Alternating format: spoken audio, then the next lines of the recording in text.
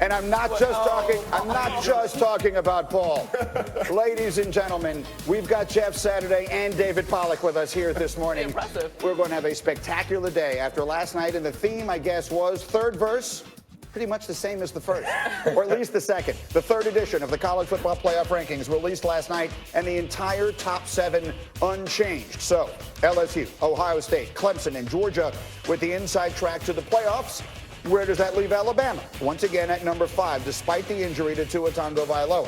It's just the second time Alabama's been outside the playoff rankings top 4 in consecutive weeks. The Pac-12 sitting relatively pretty. 2 teams right on the cusp. Oregon at 6, Utah at 7. College football playoff hasn't had a team from the Pac-12 since 2016. And then there's Penn State. Up a spot to number 8. Huge game against Ohio State this week. A win would give Penn State the 3rd best chance to reach the playoff, while a loss would essentially eliminate them. This is the All-State playoff predictor. Still listing Alabama with the 4th best chance to reach the playoff, ahead of Georgia and both one-loss Pac-12 teams. Of course, we still have 2 weeks left before the conference championship games take place. So we put together this panel, and David is our first-time visitor with us here in studio. I'll give you the honor of the first comment. What was the number one thing that sort of stood out to you as we saw these come out last night? Well, nothing changed from the week before, but I think Alabama's the only team up there in the top 7 that you can look at and go, they're just kind of a placeholder. They don't control their own destiny. And we're not used to saying that. We're used to Alabama being the team that we're going, all right, they're going to win this, they're going to win that. They're in the spot. They're really sitting there with not much work to do left. They just lost Tua, so Alabama's kind of in a tough spot. They need something to happen around them. I think chaos would help them the most. I'm not going to lie to you. Like this, if Alabama gets in, and I don't want to make people mad, I'm the biggest Nick Saban fan in the world, and I'm afraid, Paul, that I'm going to face the wrath of your radio show today. But candidly, if Alabama winds up in the playoff at the end of this year, this sport has just become figure skating, or something where we are just judging it based on things other than what happened on the field. There will be no legitimate way, Marie, I feel like you're nodding along with me,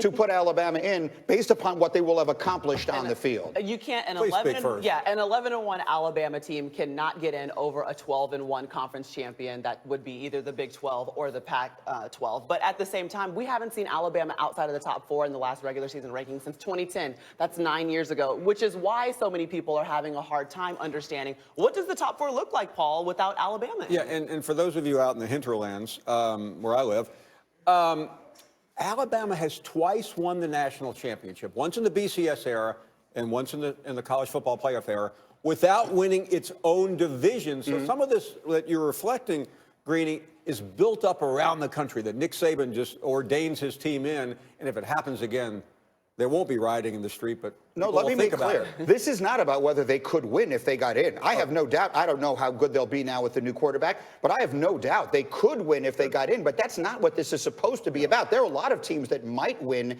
if they got in. What would be, in years past, it's been easy to point out, well, the eye test tells you they're the best team. They've only played one big game this year, and they lost it at home. Do you feel the same way with Tua at quarterback?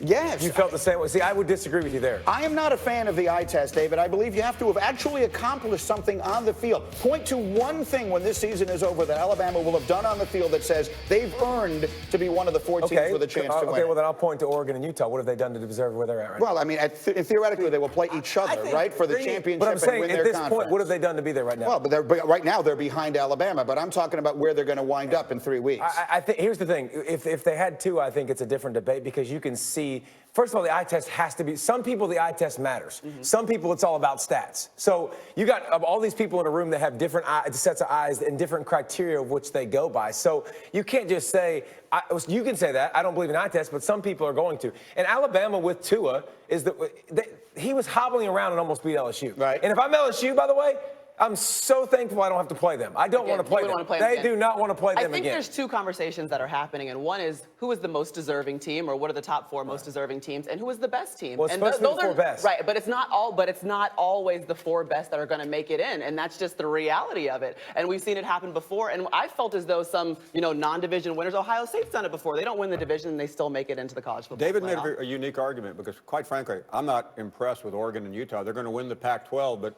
Alabama could win the Pac-12. And I think as you get closer to the examination, Greeny, you're going to find that Alabama's resume is going to trump Oregon and Utah's, with one exception, they will not have a conference championship. Well, but I don't even know that we're necessarily talking about the Pac-12. If Georgia beats LSU in the SEC championship game, I think Georgia gets in LSU, And don't the Big forget Ten, don't forget the and Big Clemson. Ten. The Big Ten could still make an argument for two teams. That one I would have a very tough time seeing. But again, we can have the whole, and this is something I've been doing on the air for years. But at the end of the day, the eye test thing really bothers me. If Alabama played Ohio State right now, who would win? Guess who doesn't know the answer to that? You and me. And nobody else. That's the point. We're talking about things that haven't happened and will not happen. Let's talk about things that have happened and how they should affect Okay, 2014, the first ever playoff. Cardell Jones and Ohio State passed the eye test against Wisconsin and hit them in the face with a frying pan and beat them 59-0. The eye test put them in the final in the college football playoff. They won the college football playoff. But their accomplishment also put them in. They won the Big Ten championship game 59-0. And you got to remember the year Penn State beat Ohio State head to head, and Ohio State went ahead of them. Remember. Well, I mean. So, sometimes it doesn't even matter how it plays out on the field. I know, I get it, because they get these things wrong all the time. If they would just listen to me, we wouldn't have all of these problems. Now let's get to the other business here, because that is Todd McShay's latest draft rankings. They've been released, and to no surprise, Tua Tagovailoa has fallen. But he hasn't fallen that far. McShay had him ranked number 2 before the injury, now ranks him at 13th. He is behind 2 other quarterbacks. Joe Burrow and Justin Herbert are ahead of him. Todd's complete rankings released this morning. The new number 2 on the whole list you see there is Burrow, who is the Heisman frontrunner. Both defensive players that you see on the list there come from Ohio State. You can see the entire top 32 on ESPN.com. This, to me, is really interesting. Let's talk. And Marie, I'll start with you as a reporter, and you're out there talking to people. What do you make of Tagovailoa falling and only falling to 13? I think that's a testament to who he's shown us to be on the field. And Tua Tagovailoa is one of the best players in college football when he's healthy, like hands down. He's going to be in a Heisman conversation. He's going to be the guy that's a transcendent leader for Alabama. And I think that if you give up on Tua just because of this hip injury, you might be missing out on something special, because who's to say he doesn't have a full recovery? And Laura Rutledge has been doing a great job reporting on this, that's exactly what the medical staff has been saying since his surgeries happened. Listen, that's great that Todd put him 13, and I think we all are rooting for that. But that's not Todd's money he's spending. And you and I and all of us know that NFL clubs are going to want to look upside, downside. And just because the surgeons say we expect a full recovery, there's no guarantee of that. We have no idea what he's going to look like. He'll have to prove it. But one thing we know about Tua so far in this part of his career, he's had 4 surgeries. I mean, he's been banged up, and he's not a big guy at all. He can throw the mess out of it, and he can extend plays and make plays. He's just been hurt a lot. And so I think this will come into the equation. That's why he's at 13. I'll be honest, though. Don't give me Justin Herbert. Don't give me Jacob Eason. Don't start naming other names. Joe Burrow is fine. I'm fine with Joe Burrow being up there because his accuracy has been stupid. It's been unbelievable with the new system. He's been great. But Tua will be the second quarterback off the board if he leaves, even if he's not fully healthy, I think, just because of what he's able to do with the football. There's so many parts of this I want to dive into. We'll set aside a little more time maybe to do it later, guys. But so you're telling me that Justin Herbert, who, when all is said and done, I feel like is the kind of guy these scouts will talk themselves into loving.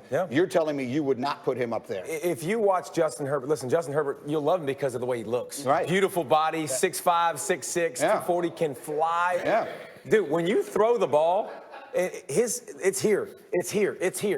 When Tua throws the football, it's right here most of the time. The accuracy is something I know you can run, and I know you can do all that stuff. His accuracy is spotty. It's up and down. I want the quarterback that can put the ball on the money in stride, that can put it where I need it. Tua can do that, and so can Joe Burrow. Justin Herbert can't do it consistently. I will say this, too. I mean, for Tua, we've had to see him come back from 25 days, essentially, and getting back on the field after surgeries. He's going to have an opportunity to rehab for an extended period of time. He's going to get that full 3 months now.